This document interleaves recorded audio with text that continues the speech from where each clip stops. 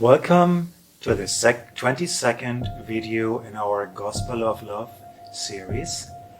How we can recognize whether a person is a genuine spiritual teacher. In this day and age, there are thousands and thousands of people posing as God's representative. How can a person know for certain who to trust and who to learn from? People can read a verse in the New Testament and they can speak on it, elaborate on it, explain the meaning of it.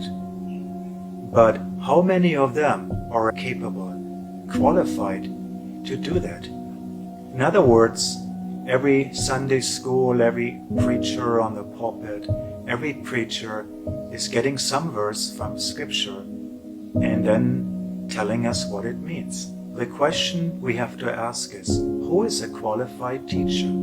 A representative of God must know the Supreme Lord and be fixed in the absolute truth. It means that if you want to know God, you have to find someone who knows God. If he does not know God, then he is not going to help you to know God. We hear in Luke 6:39, "Can a blind man lead a blind man? Will they not both fall in a pit? If you cannot see, if I cannot see, then I'm not going to be able to help anybody else see. If I do not know God, then I cannot help anybody else know God. If I cannot see God, then I'm not going to be able to help anyone else see God." Just because anybody can pick up the Bible, that does not mean anybody and everybody is an expert. Am I an expert if I went to theological seminary? Maybe yes, maybe no. It depends on who was my teacher. And did I realize what he was trying to teach me? And who was the teacher of my teacher? I need to know. So how do I know? I check with Scripture what a person is saying. And I check with the Lord in my heart. And I check this with what the spiritual teacher is saying. All three must match.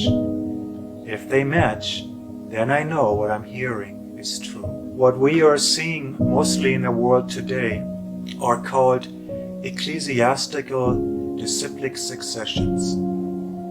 They are not based upon love. They are based upon political power and hierarchies. It is not based upon spiritual realization. It is based upon elections. It is based upon how many votes a person can get. This is not spiritual life. It is politics. How can those who are not the representatives of God elect who is the representative of God? A person does not become a lover of God by election.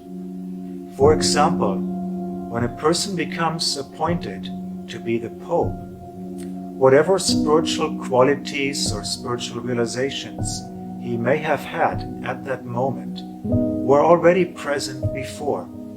We should always remember that a person is a representative of God by his spiritual development, by his spiritual realization, not by whether he is elected or not elected, or appointed or not appointed. This means that anyone can become a representative of God if they come to the point where they love God purely. It is not limited to a select few. We are pure lovers of God in our pure spiritual consciousness. When a person's consciousness becomes completely purified and all they want to do is to please the Supreme Lord, then they can be a representative of God and help others to also become pure lovers of God again.